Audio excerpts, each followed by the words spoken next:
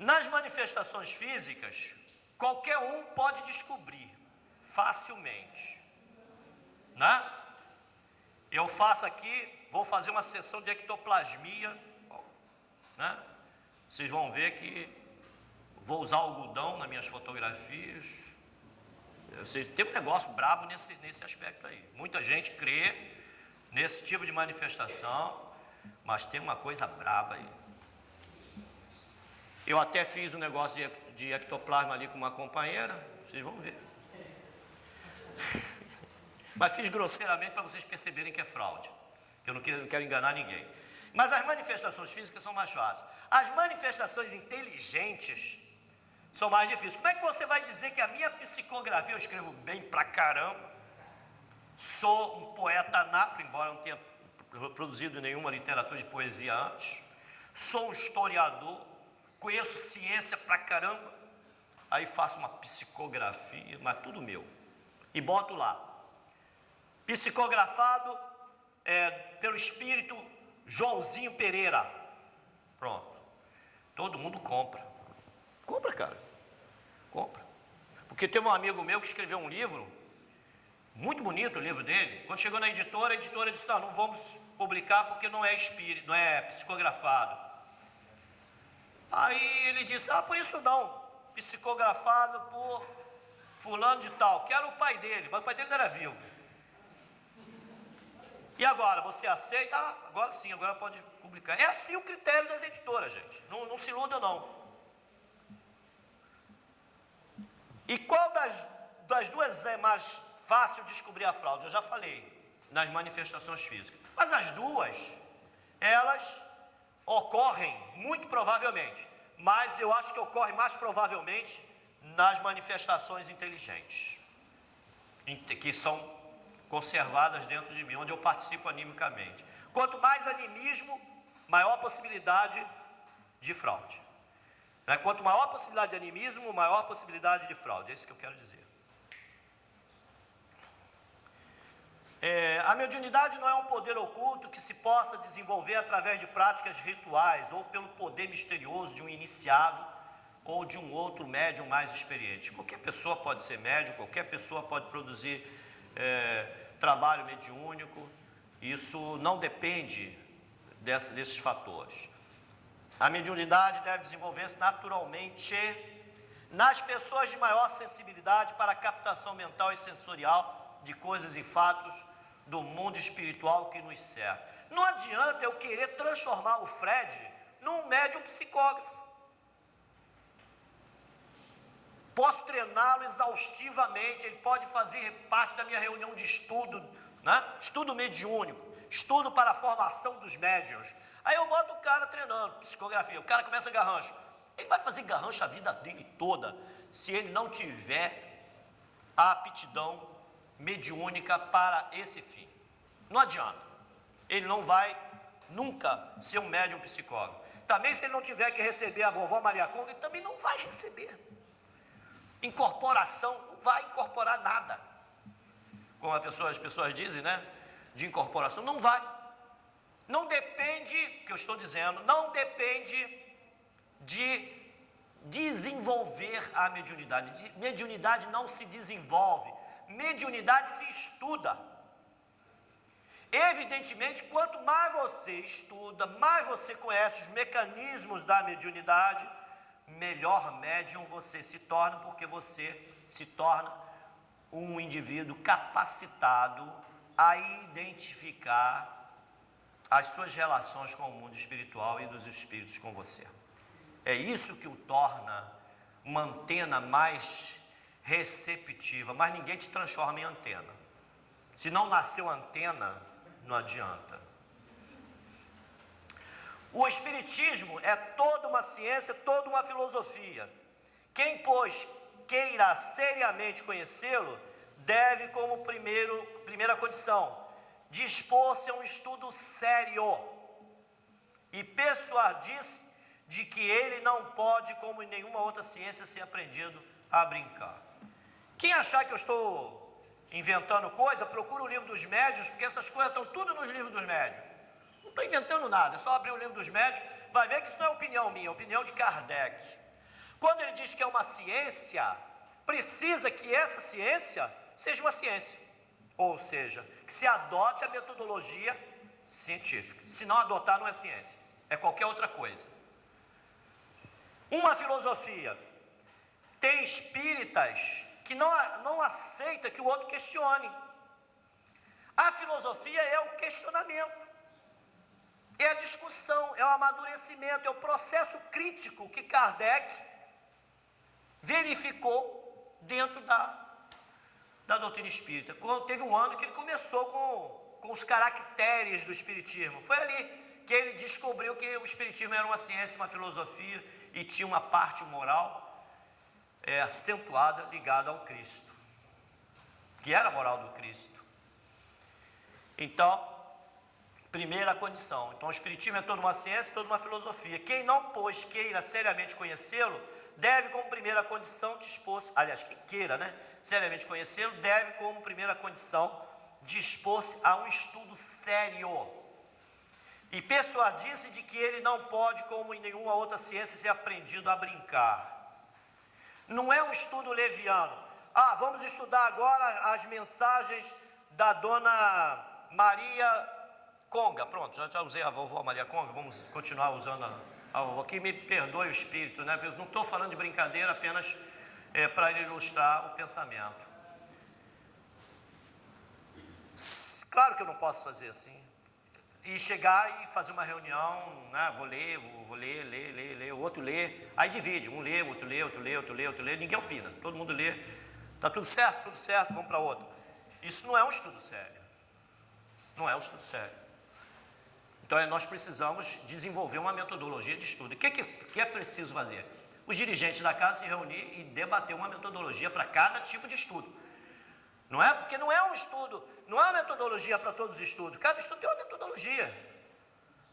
A gente tem que definir claramente os objetivos e definir a metodologia que nós vamos usar. Quando nós tivemos para implantar o estudo do Livro dos Médiuns, nós fizemos um documento mostrando como nós iríamos fazer, o objetivo que nós íamos traçar e a parte metodológica que iríamos conduzir. Sim.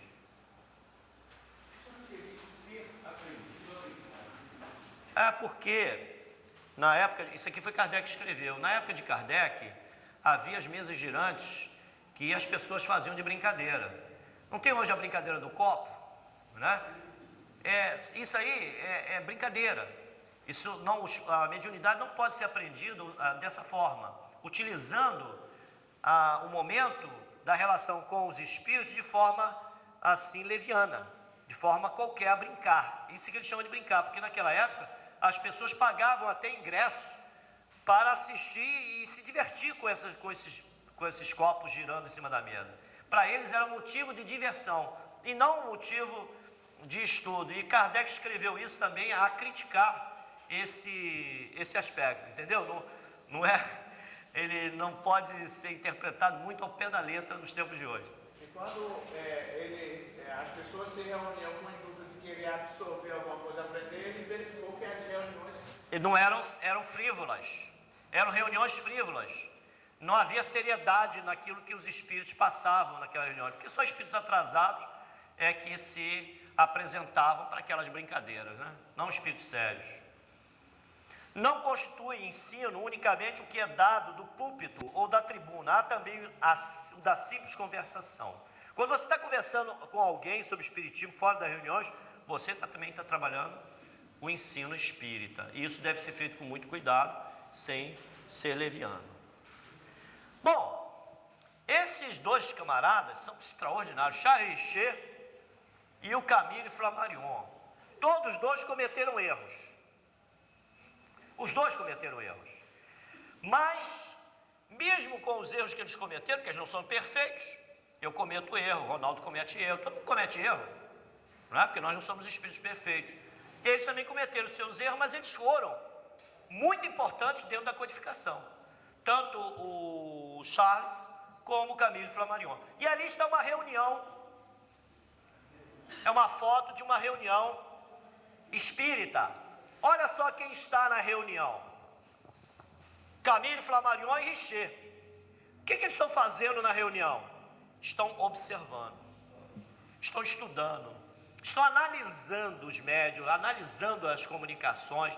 Era assim que as reuniões que nortearam a codificação espírita ocorriam. Com exame, com cuidado, os espíritos davam a sua comunicação, mas havia uma banca examinadora. Ali tem 4 examinadores observando o trabalho. Faziam relatórios, esses relatórios eram entregues na Sociedade Espírita Parisiense, eram discutidos esses relatórios com Kardec. Quer dizer, as coisas não ocorriam de modo leviano. Se podia confiar, porque ele trazia, na verdade, o pensamento científico do século XIX, que era irretocável da forma como ele trouxe. Não acrescentou nenhuma crendice e nada que pudesse justificar a sua reprovação pela Sociedade Espírita Parisiense. Só havia uma coisa: não era de Galileu, era do próprio Camille Flammarion. E ele declara isso na sua autobiografia, escrita em 1911 e publicada em 1913. E algumas pessoas pensam, mas brigou com o espiritismo? Não, ele não brigou com o espiritismo. Ele continuou sendo espírita, mas ele foi um médium honesto a tal ponto que teve a honradez e o caráter de declarar a sua culpa. Então, grande personagem, esse é um dos maiores personagens da história da codificação, e eu tenho por ele uma admiração profunda pela sua honestidade e honradez. O Richer, ele era um cientista, um grande cientista, e ele fez uma coisa que as pessoas hoje utilizam o tempo todo: criou o ectoplasma. O ectoplasma não é citado em momento nenhum da codificação, mas o Charles Richer, por ser biólogo, fez uma associação aos seus conhecimentos de biologia e utilizou o termo ectoplasma para justificar a materialização de espíritos. E muitas oportunidades, eu diria praticamente todas as oportunidades que ocorreram, materializações de espíritos que assistidas por Richer, por Kardec e por outros, essas materializações eram fraudulentas. Pode ir adiante. Está o Gabriel Delan, outros personagens que participaram, as mesas girantes, era daquele tipo ali, Fenelon, que foi um dos personagens do Evangelho, Florence, uma grande médium, a Hermance, que aparece como médium que deu as mensagens do Espírito São Luís também, principalmente São Luís. Pode ir adiante. E o Delane foi pesquisador que acompanhou Kardec, inclusive estava no desencarne de Kardec, o Delane. Tentou reanimar Kardec, deu massagem cardíaca, mas não conseguiu ressuscitar o Kardec. Médios e doutrina espírita, continuando está naquela numeração, não sei se vocês perceberam, que do 9 agora vem o 10. Não sendo os espíritos senão as almas dos homens, o verdadeiro ponto de partida é a existência da alma dos homens. Assim não convém confiar cegamente nos espíritos, por mais notáveis que se apresentem. Cara, não adianta, né? Pode se manifestar Kardec, a psicografia de Kardec, já ocorreram psicografias de Kardec, tem uma da febre que é horrorosa. Apresenta um Kardec depauperado, fraco, um Kardec caidinho, né? Não tem nada de Kardec, aquilo é fraude. É a tal fraude inteligente, né? Da manifestação inteligente que a gente não consegue detectar com facilidade, não é examinado. Se é o nome Kardec, um nome venerável desse, todo mundo aplaudiu, o médium foi colocado como, né, o maior de todos. Mas não é assim. Os espíritos não dão um nome lá, a gente tem que ter certeza que é ele. Enquanto você não tiver certeza da identidade desse espírito, você não pode dizer que é ele. Ademais, aos leitores assíduos da revista espírita, isso é importante, isso ninguém lê, já está na Gênesis, tá? Ninguém lê isso, gente, é uma coisa impressionante. Ademais, aos leitores assíduos da revista espírita, terão ali encontrado, eu deveria ter colocado essa palavra em esboço, destacado, em esboço, a maior parte das ideias desenvolvidas, aí era desenvolvida no livro A Gênese, tal, eu botei em todas as obras, porque Kardec cita todas as obras também.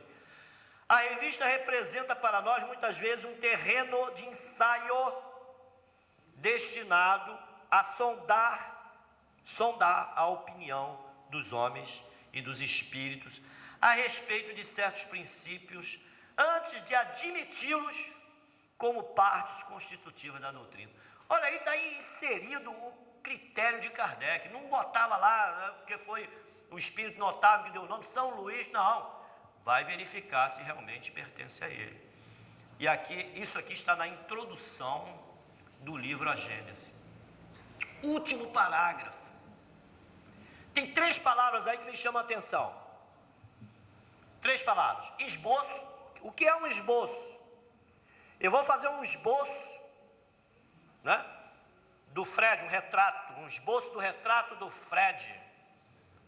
Como é que é esse esboço? É um retrato, só tem as formas, não é bem feito, não tem os detalhes, não está pintado, né? Apenas o esboço. Fiz um croquis para poder, dali, eu pintar o Fred. É o esboço, viu, Fred? Então, a revista espírita servia como esboço. E outra coisa, destinado ao quê? A sondar a opinião.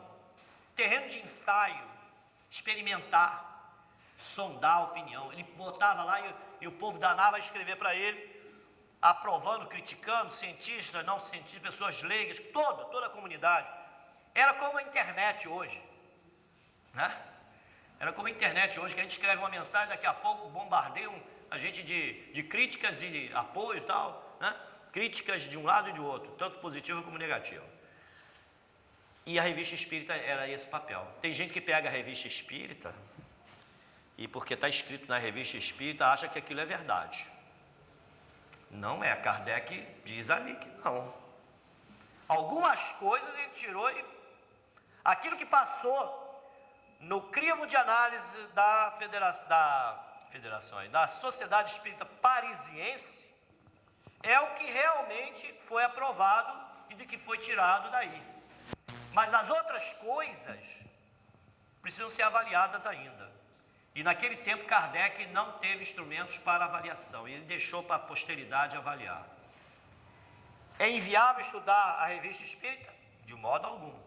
Porque nós precisamos continuar avaliando o que tem lá, porque pode ser que Kardec tenha deixado alguma coisa de lado, mas isso só vai ser possível fazer no dia que a gente tiver uma equipe séria destinada a essa finalidade. Enquanto isso, Livro dos Médiuns, as proposições de Kardec, estudamos isso há 2 semanas, se não me engano, no Livro dos Médiuns. Todos os fenômenos espíritas têm por princípio a existência da alma, tá? Isso está já lido lá anteriormente. Fundando-se numa lei da natureza, esses fenômenos nada têm de maravilhosos, nem sobrenaturais, no sentido vulgar dessas palavras. Isso a gente está careca de saber, porque 300 espíritas já tiveram aqui e já falaram sobre isso. A gente não vai discutir, porque é isso mesmo. Muitos fatos são tidos por sobrenaturais porque não se lhes reconhece a causa.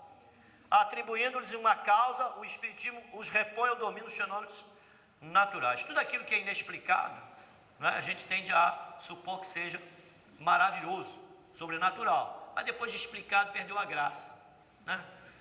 Aí, acho que é por isso que muita gente não gosta de estudar mediunidade, né? Que perde a graça. Métodos. Deve-se estudar, sem dúvida. Por quê? Porque ele não fez essa apreciação completa. Ele deixou isso claro. Inclusive, Kardec declarou que a doutrina espírita é uma doutrina aberta. Não? Ela não é fechada. Se fosse fechada, pronto, a gente não tinha nada que fazer aqui. A gente abriu uma igreja e ia cultuar o dogma, né? Os dogmas da doutrina espírita. Inclusive, tem uma pergunta que abordou isso. Ela não está em processo? Está em processo, está. Mas falta esse grupo sério. Falta esse grupo sério para dar continuidade ao mesmo nível de trabalho do Kardec. Note-se bem, porque existem outros níveis de trabalho aí. mas o mesmo nível e a mesma seriedade empreendida por Kardec morreu com ele, quando não deveria ter morrido com ele, deveria ter tido continuidade com os homens. E é isso que a gente está lutando. A minha campanha há mais de 15 anos dentro do movimento espírita tem sido exatamente isso. Conscientizar as pessoas para a necessidade de se retomar o espiritismo de uma maneira séria, como Kardec codificou. Entre os fatos qualificados sobrenaturais, muitos há cuja impossibilidade o espiritismo demonstra, incluindo-se em número das crenças supersticiosas. Tem muita coisa aí que é impossível, com o estudo a gente vê que é impossível. Vamos ver alguma delas daqui a pouco. Se bem reconheço um fundo de verdade em muitas crenças populares, o espiritismo de algum modo dá sua solidariedade a todas as histórias fantásticas que a imaginação há criado. A gente cria muita besteira na nossa cabeça. Você está dentro de casa, um ventinho derrubou a panela, foi o espírito do marido que havia desencarnado há 3 semanas. Já inventa uma história, já arruma um culpado, o pobre do espírito está lá, meu Deus, eu nem fui lá. Muita gente faz isso. Julgar do espiritismo pelos fatos que ele não admite é dar prova de ignorância e tirar todo o valor à opinião emitida. Pode ir. Bom, aí são as 7. A explicação dos fatos que o espiritismo admite, de suas causas e consequências morais, forma toda uma ciência e toda uma filosofia, que reclama estudo sério, perseverante e aprofundado. Eu estou sendo chato, eu sei. Mas eu vou insistir, é preciso estudo sério e aprofundado, senão não tem espiritismo. Aí tem os caras, Ksakoff, uma reunião também, onde aparecem os médiuns e aparecem também os caras que estão lá para fiscalizar. E essa aqui foi uma grande médium que houve antes da codificação espírita. Ela foi para os Estados Unidos, depois voltou para a Inglaterra, mas ela trabalhou de uma maneira espetacular como médium. Nunca foi espírita porque ela foi antes da codificação, ok? Pode ir adiante. Eu fui buscar no baú, O espiritismo não pode considerar crítico sério senão aquele que tudo tenha visto, estudado e aprofundado com a paciência e a perseverança de um observador consciencioso. Esse é o motivo pelo qual eu examino as questões que me colocam, mas eu não posso me abater com as críticas que me fazem desairosas, porque nós temos que estudar ainda muita coisa, até nos tornarmos críticos sérios. E é preciso tudo estudar, tudo ver. Eu não posso falar daquilo que eu não tenha examinado e estudado. É por isso que, quando me perguntaram sobre as obras, se deveria ler Ramatiz, leia. Como deve ler todas as obras, porque é preciso tudo conhecer, porque senão você não pode se tornar um crítico sério. Quanto qualquer adepto instruído, que haja por conseguinte aurindo seus conhecimentos augures, que não nos romances da ciência.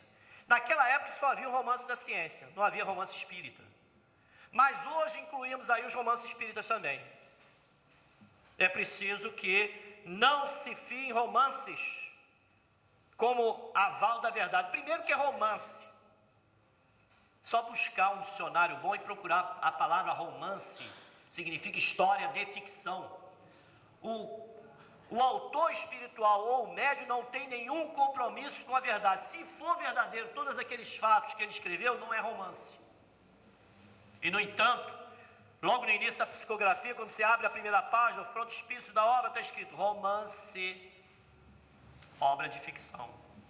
E as pessoas citam essas obras como para avalizar as coisas que afirmam, quer dizer, usam uma ficção para dizer que uma coisa é verdadeira. Isso é incongruente e totalmente fora de propósito.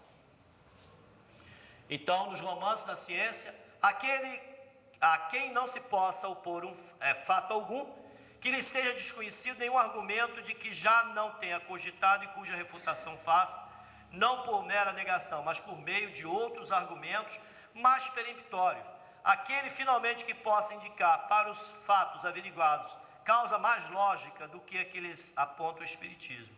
Tal crítico ainda está por aparecer. Quando me perguntaram sobre o nosso amigo lá da AD, o presidente da AD, Sérgio Aleixo, é a mesma coisa.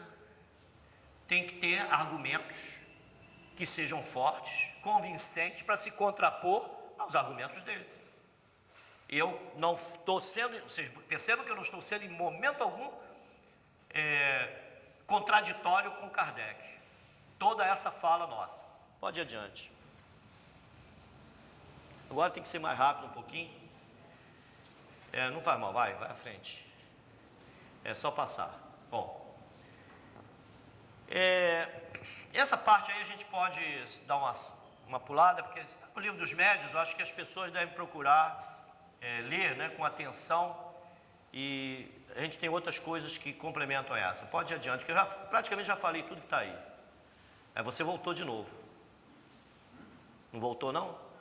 Não. É outro?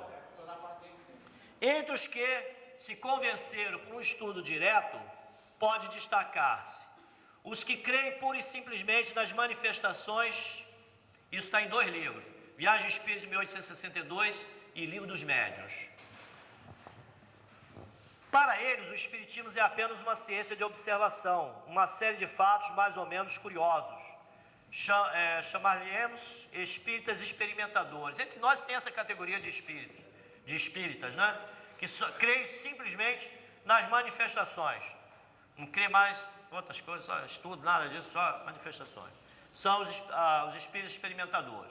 Segundo, os que no Espiritismo veem mais do que fatos, compreendem a parte filosófica, admiram a moral daí decorrente, mas não a praticam. Insignificante ou nula é a influência que lhes exerce nos caracteres. Em nada alteram seus hábitos e não se privariam de um só gozo que fosse. O avarento continua a sê-lo. O orgulhoso se conserva cheio de si. O invejoso e o cioso sempre hostis. Consideram a caridade cristã apenas uma bela máxima. São os espíritas imperfeitos. Quase todos nós somos imperfeitos. Não é? A gente ensina, mas não faz. Quase todos. Pode ser que salve-se alguém, né? Não posso dizer que todos, né? Vamos a seguir.